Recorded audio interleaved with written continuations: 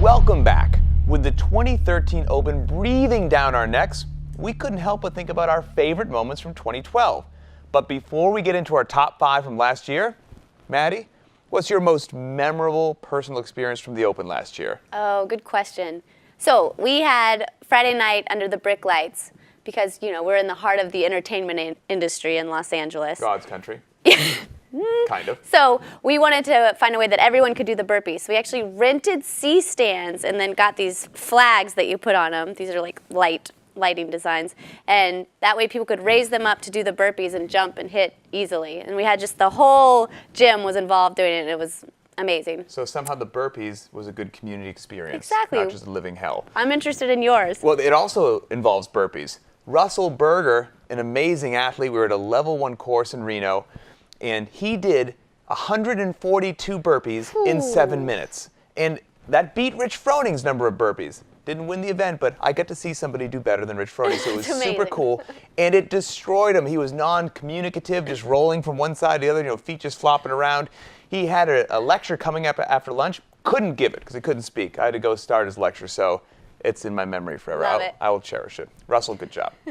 The 2012 Open saw a rise in participation, an increase in the level of competition, and countless incredible moments.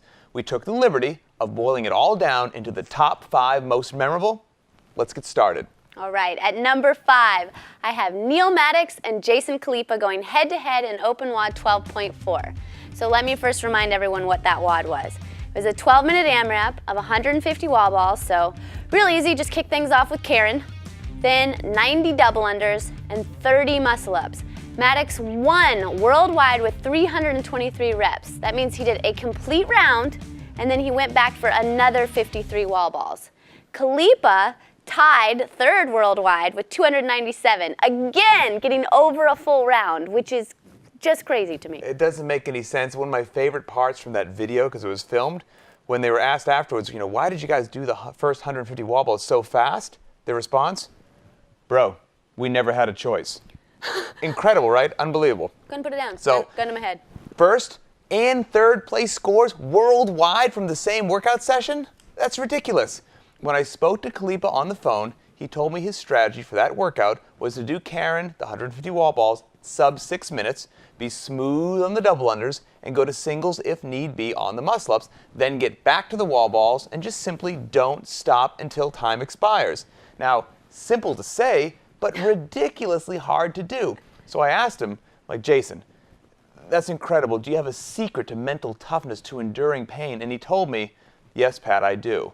He told me what that secret was. Yes. And then he said, but that's a Khalifa secret, bro. You can't tell the world that. Khalifa. I'm like, all right, fine. You know, it's in confidence. He thought about it for 1 second. He's like, bro, the hell with it. Tell everybody. So this is what he said. This is his secret. When you coach somebody else, he's like, think about it. You're usually very positive. You look at the athlete and you say, this is what you're doing wrong, so open your hips, get back on your heels, raise your chest. You give them positive cues. When you think about yourself doing a workout, it's easy to focus on how much pain you're in. My legs hurt. I can't breathe.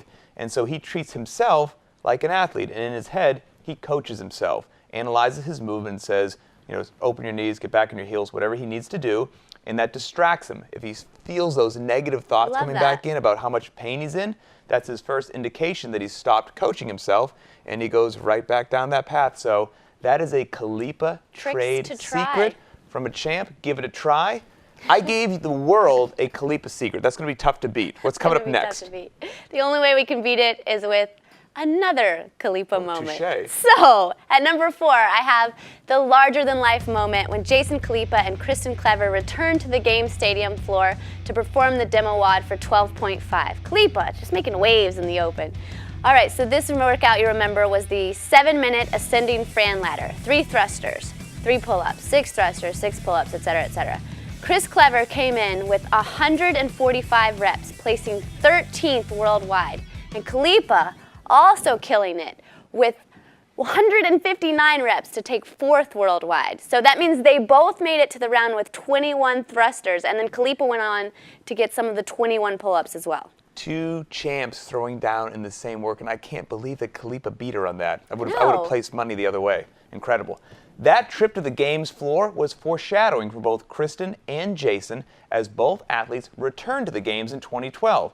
And Khalifa was in 2 workout demos and stepped up both times with a 3rd and a 4th place finish worldwide on the events. He likes the pressure. He loves the pressure, but we're down to our top 3. All right, coming in at number 3, we have Rich Froning and Dan Bailey competing head-to-head in Texas at CrossFit Aledo. We talked about this last week when we were covering Rich's performance in the Open and the crowds that he's getting used to performing in front of. Again, they're doing the ascending Fran ladder. Dan finishes with 156 reps, tying for 11th worldwide, while Rich gets 161 reps, placing 3rd worldwide. This event sealed the Open win for Rich. We spoke to Dan Bailey on the phone about this event, and he said the thing that really struck him was the growth of the sport. Now, he's obviously a humble guy, but he was surprised that there were so many people that were excited to watch 2 guys work out. Just 2 guys? Yeah. No big deal. Of course the CrossFit community is excited. Those 2 guys were Dan Bailey and Rich Froning. Yeah, I would have, if I could have been there, I would have been there. I'm jealous. And it's the bromance, right? Come on, Who doesn't want to see that, for God's sakes? Dan Bailey now, he has a slightly different strategy to enduring physical discomfort, the discomfort required to post one of the best scores in the entire world. He's always been open about his spirituality and faith, and he uses his faith to keep, pushing through workouts when the going gets tough. We talked to him on the phone, and he told me that faith does not make anything hurt less.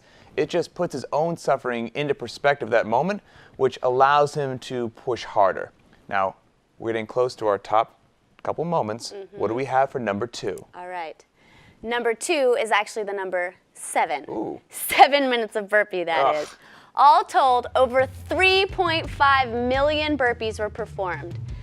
Holy crap. Scott Panchik and Daniela Shokin won the men's field with 161 each. Again, Scott is a rookie, and this was his first workout ever in the Open. Kristen Clever won for the women with 143 reps in her 2nd attempt. I mean, I remember hearing about Scott's performance in the burpees, and usually, maybe this guy is just a specialist, we'll never see him again, but winds up taking 4th at the games. Legit.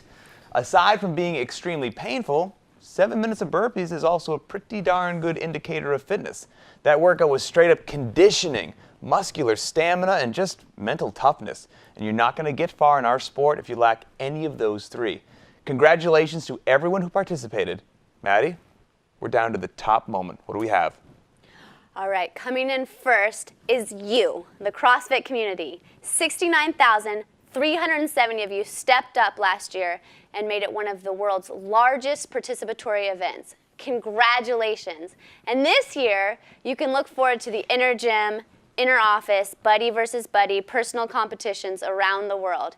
So you know that glaring weakness of yours that showed up last year, but your buddy got really lucky and didn't have any of his weaknesses show up? No weaknesses here. Yeah. Well, now you have a chance at redemption. Redemption. I need a little bit of that. And I have to echo your sentiments on this one. I mean, one of the greatest aspects of CrossFit is the community.